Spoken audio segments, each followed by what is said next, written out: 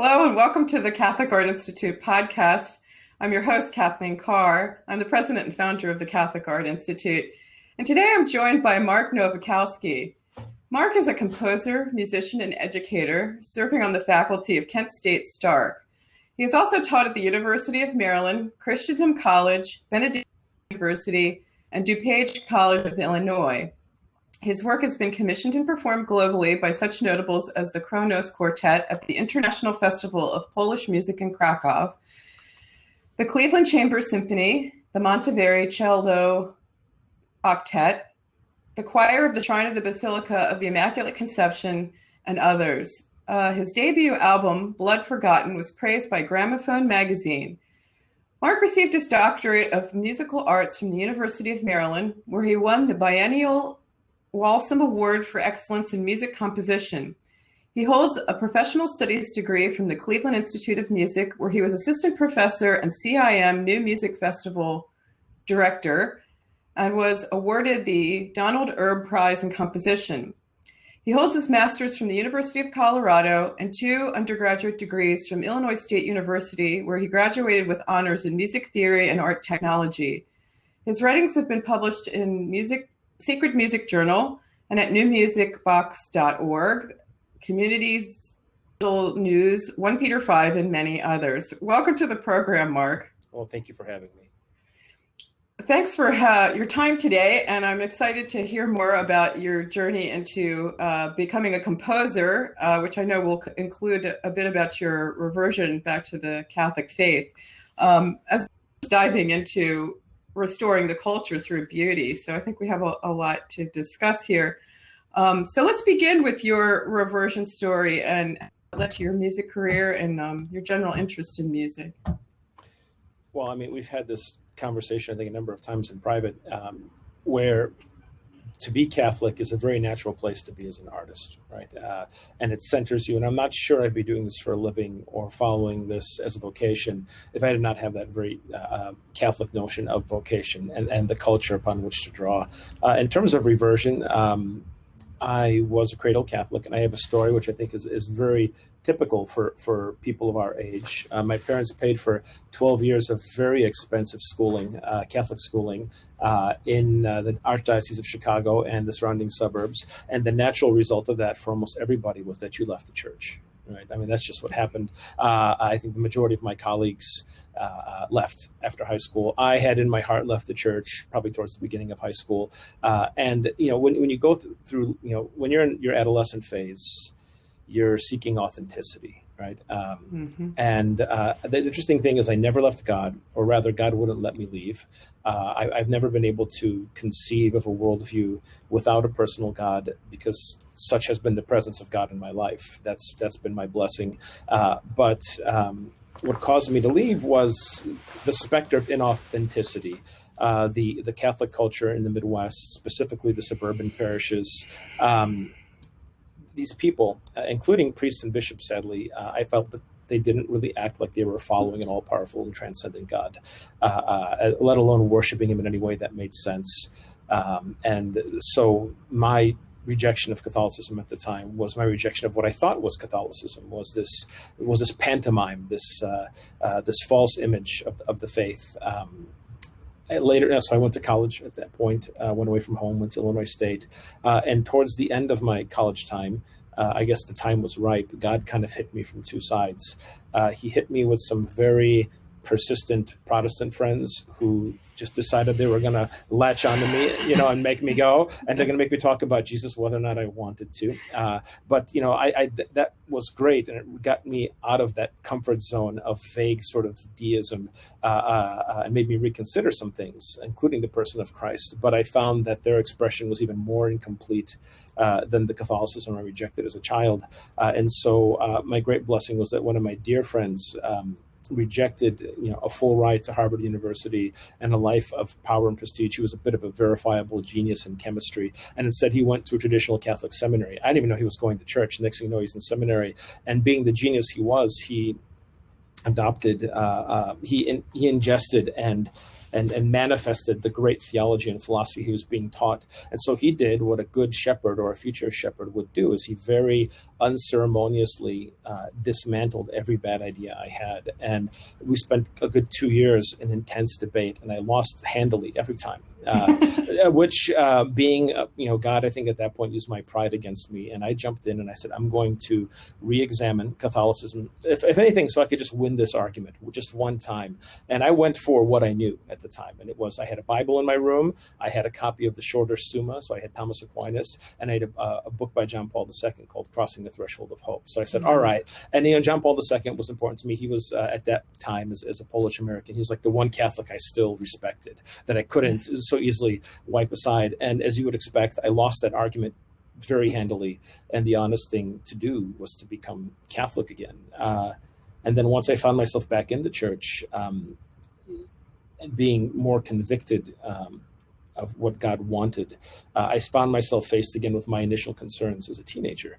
And that's that we have this pathetic and saccharine liturgical culture, and we have priests that don't seem to believe, and bishops that believe even less than the priests. And I was wondering what's going on.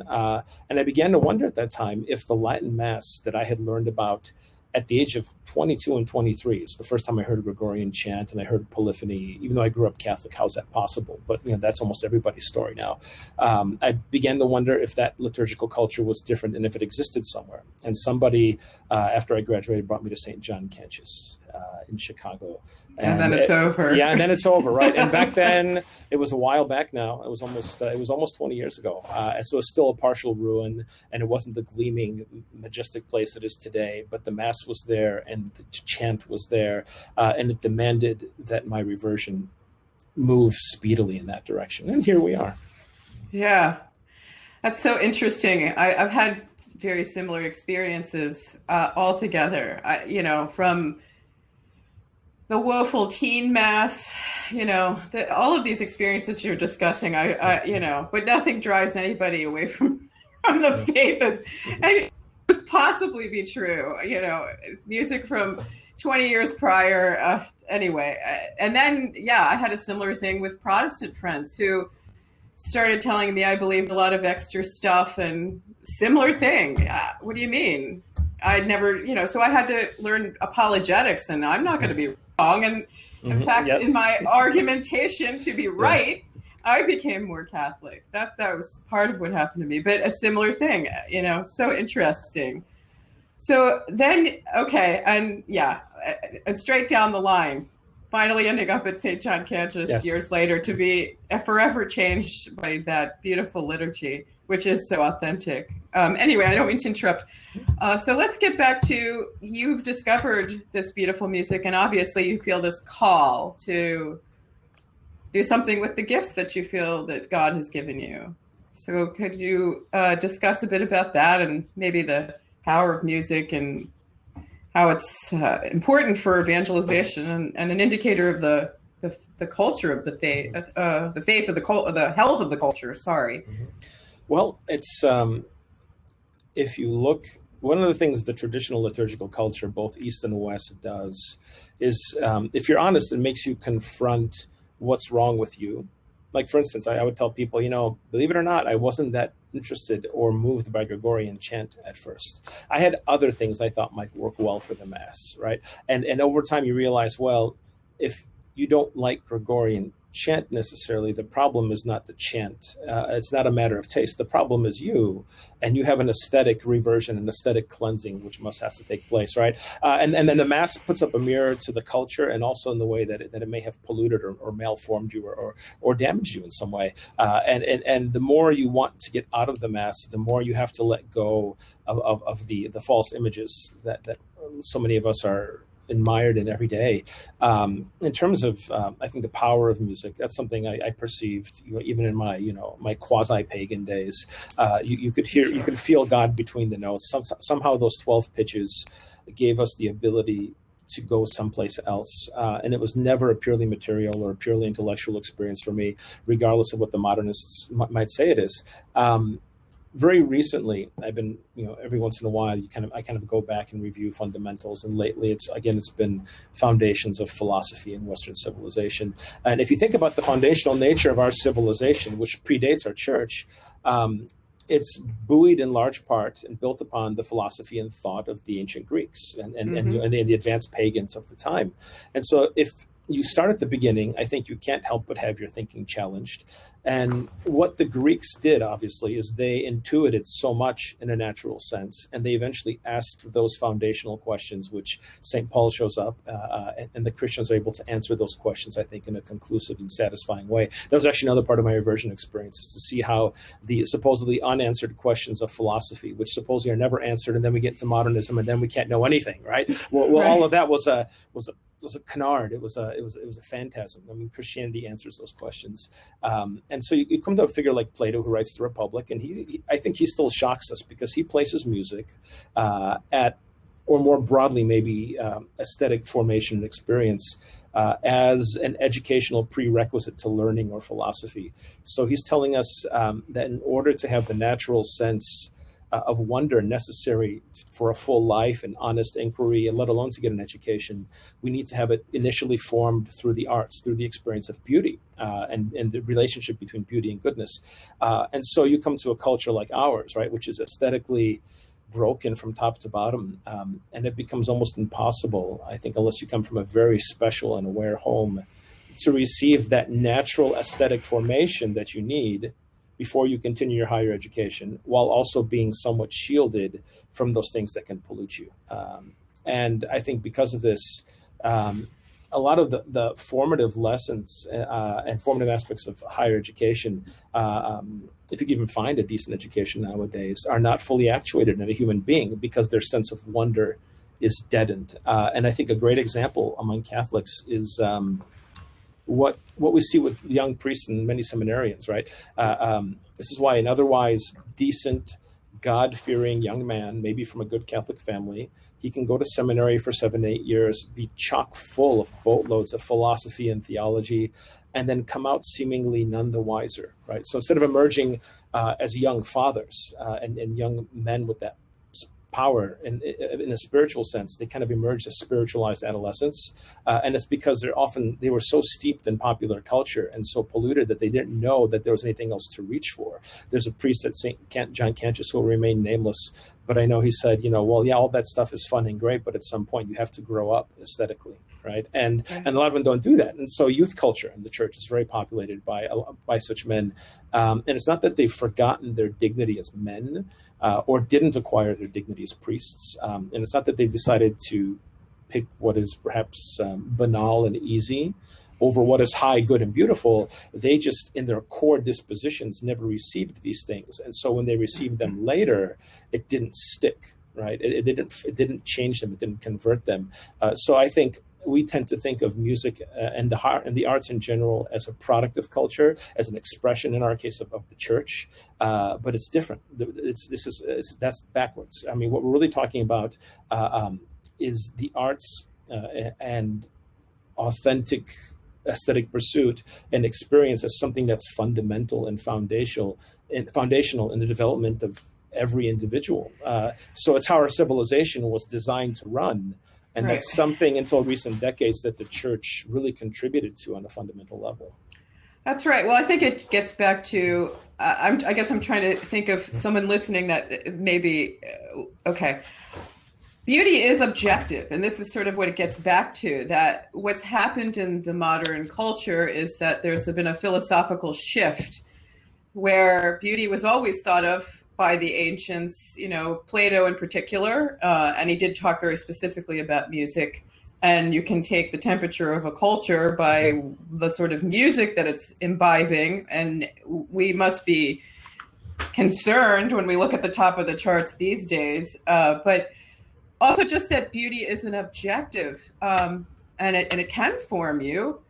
And we have to be mindful of what has happened in the modern culture, which is a modernistic view, which breaks itself from traditional ideas, traditional forms of beauty, traditional order, and places upon the artist the onus to be continually innovative, but the word is really novel, to be novel, and everything's been done. There's no novelty anymore. All of this stuff that's shocking, nihilistic, it's been done over and over again to the point of ad nauseum. And now anything, there's a race to the bottom because it starts competing with advertising, as Roger Scruton pointed out in his Why Beauty Matters video. So I think we have to get back to those standards of beauty. And that's what we're doing here with this organization. We're trying to present better philosophy, but there's a spiritual problem here too, which I think is very much at the heart of this. And that's why praying properly is going to change the culture, because when people are formed properly by proper music and liturgy that's fitting and reverent to God, it draws them to the virtues and the sacraments. And our culture will only change until we have virtuous citizens, virtuous people, hearts and minds moved. And that's what our gifts are, yours and mine. So anyway, sorry for the aside, but just to try to help people that may be wondering how is it that could music or art, which sometimes can be thought of as extras or decorative or what have you, how could that possibly be very germane to the problem that we're looking at today? And I think that's why. So then you obviously started to be moved and explore the traditional music in the church, Gregorian chant, and so you went on to, how did you parlay that into becoming a composer? And let's just carry on with your story. Well, I think if you have this realization, right, and it's popular nowadays to talk about red pilling, taking the red pill. And I've had some friends, which led by recent events in the church and in society as large, family and friends that have dared to look under the hood to see why things are operating and what is happening. For instance, if there's people burning things in the streets, who is behind this, right? Who's behind them and who's behind them? And it's quite the rabbit hole, right? When you jump into it, and you realize that things have been going wrong for so long in so many aspects of culture, including the church, that we have a very hard sell to make. Essentially, what we're saying is, just about everything is polluted or wrong. And we are in that dire of a place, culturally speaking.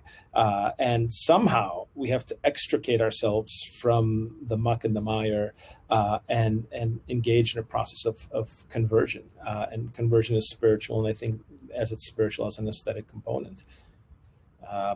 And what the Mass does, if you're lucky enough to attend as a child, and I think this is why so many families will drive, hours every Sunday morning to get to a traditional liturgy, whether it's East or West. There's something about the liturgy which predates modernism and the modernist movements that is able to, in that Platonic sense, inculcate us with a sense of wonder, with a sense of make this the natural air that the child breathes. For those of us who discovered this as adults, we have to kind of turn back the clock a little bit and do a lot of spiritual house cleaning, I think, and accept the very difficult realization that we have deep fundamental changes that we have to undergo aesthetically and philosophically as part of our spiritual conversion. And the arts are able to aid this, but I don't think you can go on and pursue beauty in the objective sense and try to create truly beautiful art until you've begun to at least engage in this process of self-reflection. Yeah, I agree altogether. So I guess, what is your opinion of the state of the music in today's culture and the church? You're trying to get me in trouble asking me that question. Yeah, and anyone who knows me is laughing already. I used to try to answer this question very, very diplomatically because I was afraid to maybe offend somebody in the room who was still very attached to popular culture. And I remember giving a talk in a Chicago church a couple of weeks before I got married, actually. So it's about almost over 10 years ago now. And this young lady, we were walking from the talk to all have lunch together. And she's like, so what do you think about popular music and popular culture? Is it mostly bad? And I was like, well, well, she's like, because I think so. I think it's awful. And she just went off on this huge tangent. I'm like, so she was basically, she had no problem expressing what she was observing. And so what can we say? I mean, most of popular culture and popular music, by extension, is created by people who are either have an antithetical orientation towards our values and our beliefs, or are completely ambivalent to them. They function from a completely different worldview, a completely different metaphysical set of assumptions. And why do we think that if that is the majority of our aesthetic diet, that we're going to turn out well? Right. We were talking about Plato earlier. Plato made such a big deal over essentially people reciting poetry and singing simple melodies to like one note lines being played on a lyre. If you listen to reconstructions of ancient Greek music, what we think it sounded like, you're thinking, oh, that's rather quite quaint. I'm almost amazed that Plato would have been so worried about, what scale the guy was playing, for instance. And I always wonder, what would Plato do if we can invent the time machine and we just took him to Chicago and we dropped in the middle of Lollapalooza? What would he write, right? I mean, and so yeah. After we revive him with smelling salts. Okay, yeah, and so what can we say? We're in an abysmal place right now. Music and culture are there's just very little good to point to. There's a lot of talent, there's a lot of ambition out there, but there's a lot of lost people. But there's hope, I think. Of course. And so that's what we talk about, I think, you and I, a number of times. So the culture is one thing, right? So when we start talking about how messed up the culture is, and it's a cesspool, obviously a lot of people, I'm sure some people listening to this podcast are going to say, well, he's just on his way to becoming a cranky old man who's saying, get off my lawn, right? Or they might say, well, that's great, but every generation, that might say, this is the big one. People go through phases, right? Or every generation has their art and their culture, and it bothers the generations that came before. The problem with this, of course, is that it's absolutely false. It's a false premise. Because to begin with, this notion of generational cultural divide is very misleading.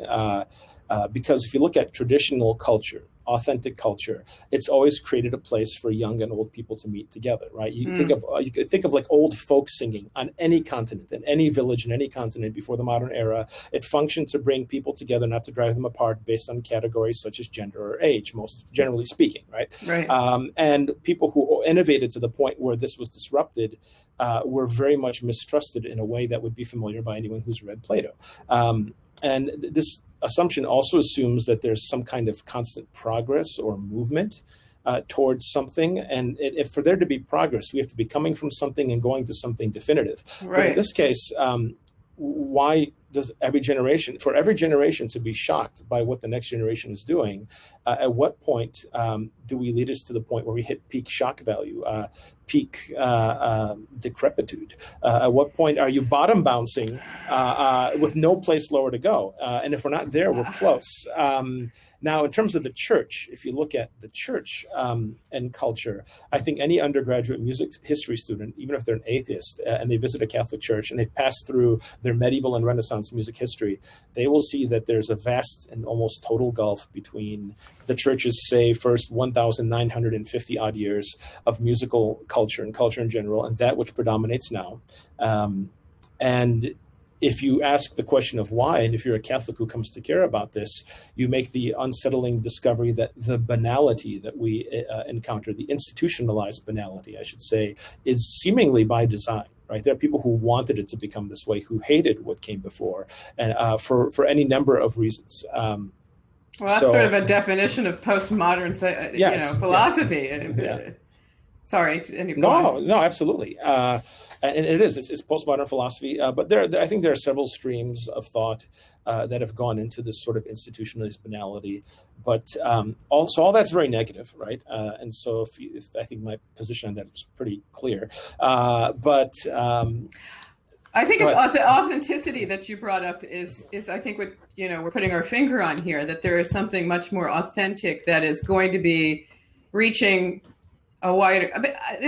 Father Joshua was talking about this with his interview with the Protestant that came to visit St. John Cantius. I don't know if you saw that video, but he was talking about how this is what the generation is looking for: authenticity, an experience of this. And when the churches have been stripped and they're devoid, and the music is made banal, as you're talking about, they're not going to be reached, because it gets back to what, when I discovered the traditional liturgy and that phrase, lex orlandi, lex credendi, lex vivendi. If the culture is going to change, it changes by how you pray, how you worship, informs how you believe, and that changes how you live. So liturgy and the Mass offered in a beautiful, reverent way matters totally. And this is where our gifts this is the beginning of how the culture could change. Yes. People are through these gifts. And the music has always been considered something that reaches the soul in a way that's much different than even the visual. It has a power to it. And I think Aquinas talked about this. I don't know if you have any the top of your head of his quotes or thoughts on the arts and music. Well, I'm not going to quote Aquinas off the top of my head, because I'll probably mess it up. Sorry. Because somewhere in the audience will be a philosopher that said that's wrong, right? I've had that experience already. But we're sometimes I wonder, because we're talking about how the Mass and tradition have a formative effect, have a reformative effect. Right. And I wonder if sometimes the word tradition is kind of like what we talk about in music. We talk about classical music. So if somebody asks me, the $1 million question for any composer is, what kind of music do you compose? And even unless you're speaking to another musician, you kind of like, I always find myself stuttering to explain it to somebody. Because if you say classical music, the first image that comes up is, mothballs and an audience filled with people with blue hair that, are just enjoying very politely played Mozart, for instance, where, tradition is not that. Tradition is living fire. Right. And maybe the word itself doesn't convey that. We need to do a better job of that. It's living fire. And to become a traditionalist, which I just think of it as a very moderate, sensible position, is to become, a keeper of that flame. Right. Yeah. And sure. So, I had this experience recently where my wife and I took the kids on a hike through the forest. It was a beautiful fall day, but we kept encountering odd people. I don't know how else to put it.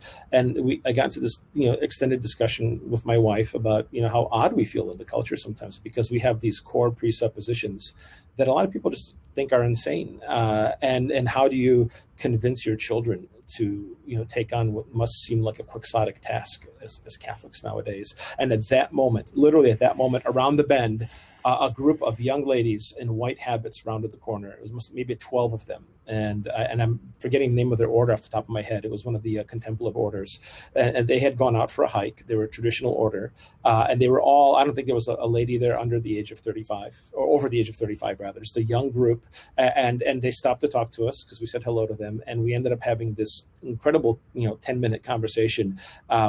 They were alive, they were awake, they were aware in a way that made us feel jealous. And I always felt like God tapped us on the head at that moment and said, this is the way, and it's not going to be popular anytime soon, if ever. But look at these people, look at their eyes shining, right? And I discovered as both an artist and a father and a human being, I want to contribute to making people's eyes shine in that way. And as artists now, we're in the second generation since the release of John Paul II's letter to artists, and I think that little letter felt like a thunderbolt among Catholic artists that were intuiting the need to go forward in a new way, and it's changed the culture. And I think it's created this nascent renaissance of artists. And so I was talking, there's all this negative stuff, but the hope is, at least as we're talking about the arts and music and the arts in general, is we have a sizable number of excellent artists.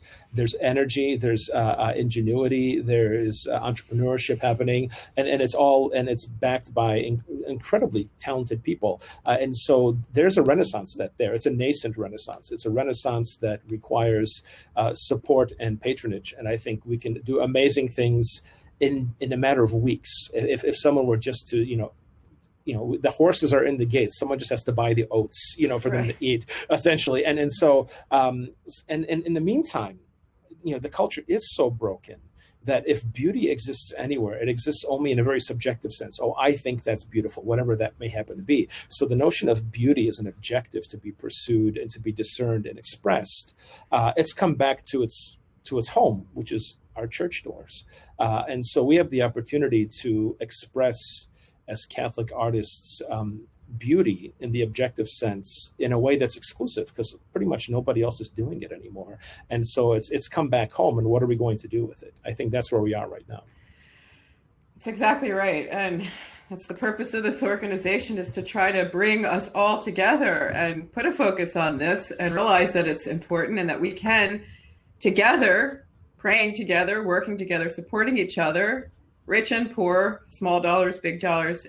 We can put a focus on this. We can start to build this and try to have the hope that we should, because it's worth doing. God did put me in this time period with an artistic gift, and you too. Let's try to do what we can, and we're swimming upstream with this because it is difficult. I mean, I'd have to have the faith, because it's so difficult to do traditional kinds of arts, realism. I mean, there's a very small pool of galleries and things that will support realism, but not liturgical arts. So I think the more we can come together and support one another, talk about these things, hopefully the newer generation of clergy will, start to put the best, because this is what we're doing. We're giving the best to God. We're helping others to come to God through prayer. And then the whole circle just repeats itself. So I have to say, I have to interject, and we've spoken about this before. For me, it was life-changing to attend one of our national conferences, right?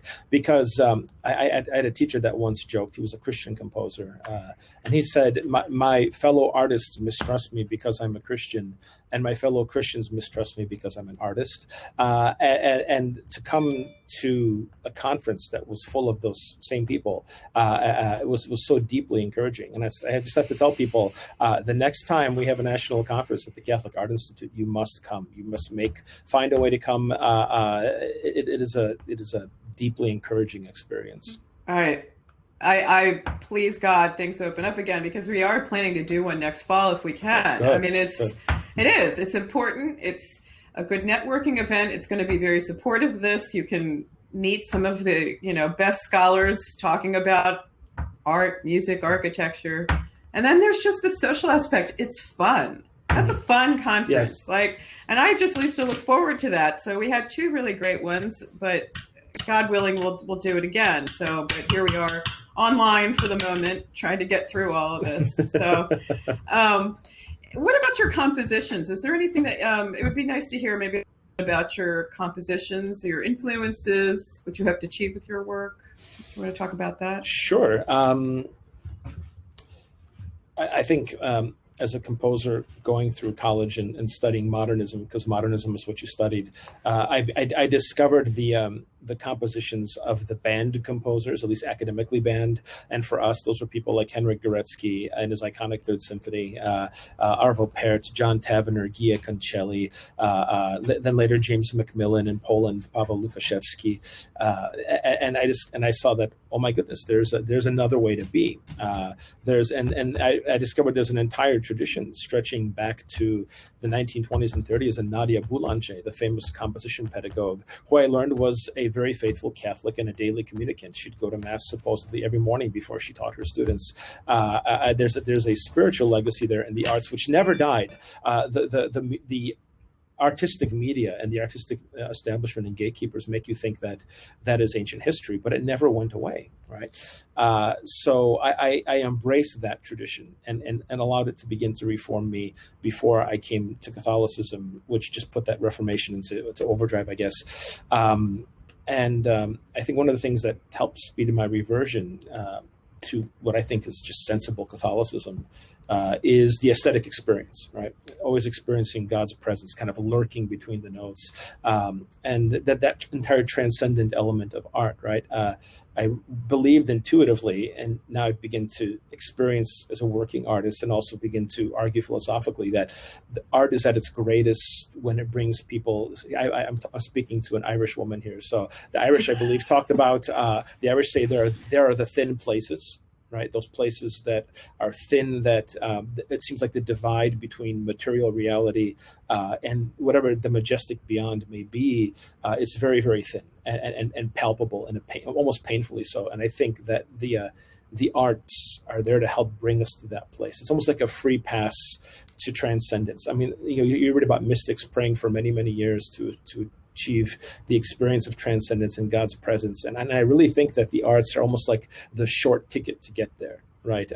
And in terms of my music and my work, all I want to do with my work is to bring people to that place where they know that there's more than this, there's more than flesh and blood. And I want them, if they're listening to a piece of my music, say they pick something that's not explicitly sacred, like one of my string quartets, and that's music that's a little bit more difficult. It has more difficult material. There's some dissonance. There's some conflict that happens there. I'd like for them to bring their experience as a human being, their joys, their sufferings, their desire for whatever else more may be available to us, and to know that as a composer, when I put those notes down, I only put them out into the world and let other people hear them because I experienced transcendence while working on it. I experienced these things pushing me to a place that astounded me, and I only share it, and I only find the bravery to share it, because sharing your work is terrifying sometimes, yes. right? I only find the bravery to share it because I hope that just even a handful of people through these musical materials could experience what I experienced, which brought me closer to God. And now in terms, that's secular music, that's art music, which I think can and should all be sacred, but whatever. In terms of liturgical music, I think that's only something I've very recently begun to work on in the past couple of years, with some projects coming up. And I didn't pursue it at first because I felt unworthy of it, to be honest. I mean, what could you possibly contribute to the liturgy, the liturgical musical tradition, right? And so I wasn't at the place where I felt that I could do it in a way that was meaningful yet.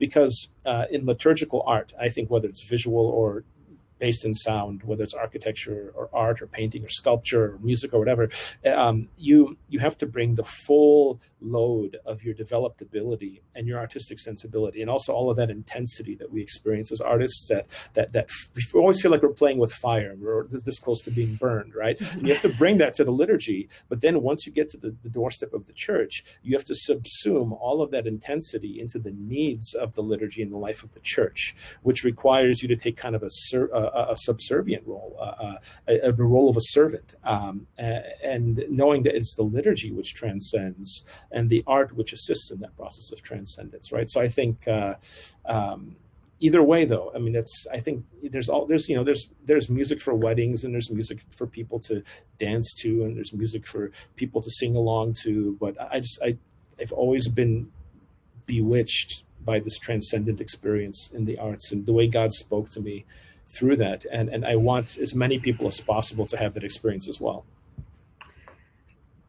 Wow, that's really well expressed. I'm not sure I can add to that, but yeah, I've experienced similar things with the painting and the same sort of focus. And I like how you put that there's a humility that I'm seeing in what you were saying about being an artist that would be contributing to the liturgy, that, it's not your self-expression. It's not getting in the way of that. You're taking a tradition, you're using it as a vehicle and giving to the liturgy. And it's a great honor, but I can imagine terribly humbling too. So thanks for sharing that. I'd like to close with just one last question here, because we're running out of time. But what advice would you give to a young musician seeking to create a career, either in the secular world or within the church?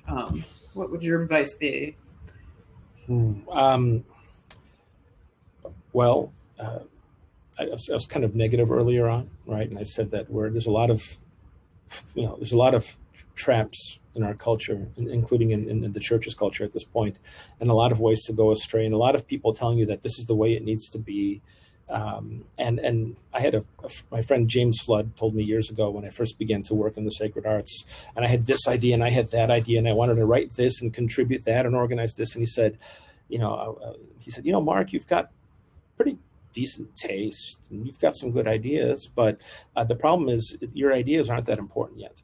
He said, you have to, if you're going to do this as a Catholic, you have to back away from all of that. And it's hard to do when you're young and you have all the energy going. So keep that bottled up, because you need it very much so. But take a step away and say, okay, what is the church asking of me aesthetically?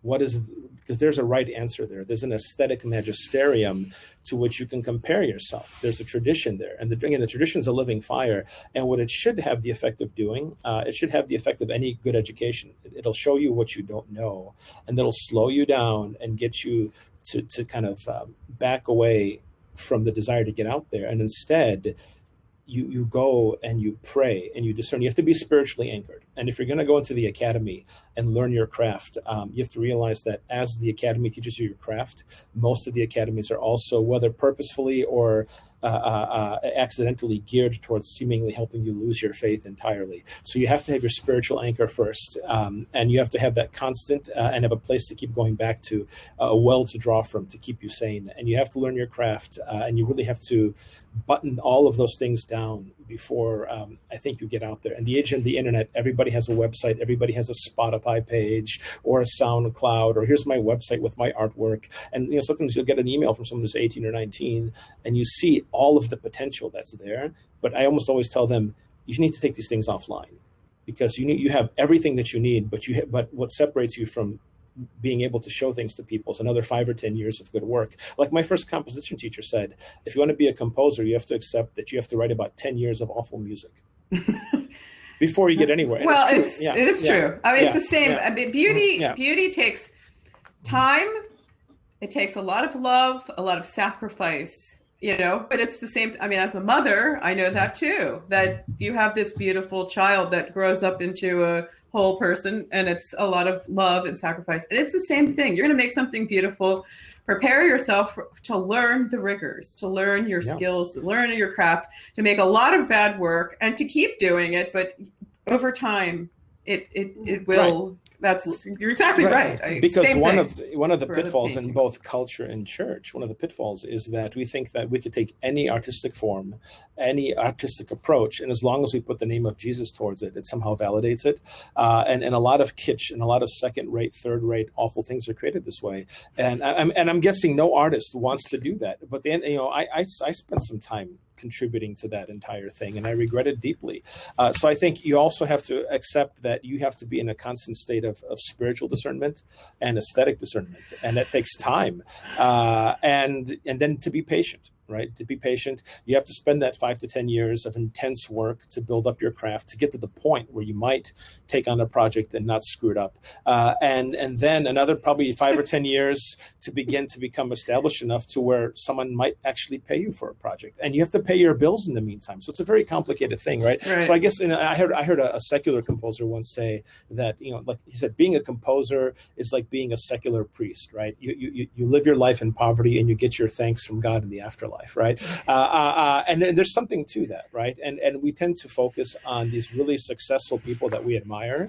But we also have to realize that the majority of great artists lived in a way that they did not make a living from what they did. And that's a complicated process. So, you have all these considerations that have to go into it, even outside of your development aesthetically and spiritually as an artist. Yeah, well, let's also just refocus on the fact that we don't want to starve to death. And and it is difficult. And everybody I know that works in the traditional arts is supporting themselves with something else. Yes. Teaching, I don't know how many painters do graphic design work. That's exactly what I do. It's something else. But just to continue to persevere, I think, because we don't want to scare anybody off. But everything you're saying is exactly right. It's true for painting, fine arts, as it is for what you're saying with music. And what I invite younger artists to do who are starting out, maybe they're in school or thinking about going to school, or they're learning in a way independent of school. The question always is, God, do you really want me to do this? I mean, it's almost like going to seminary, right? You go and you discern,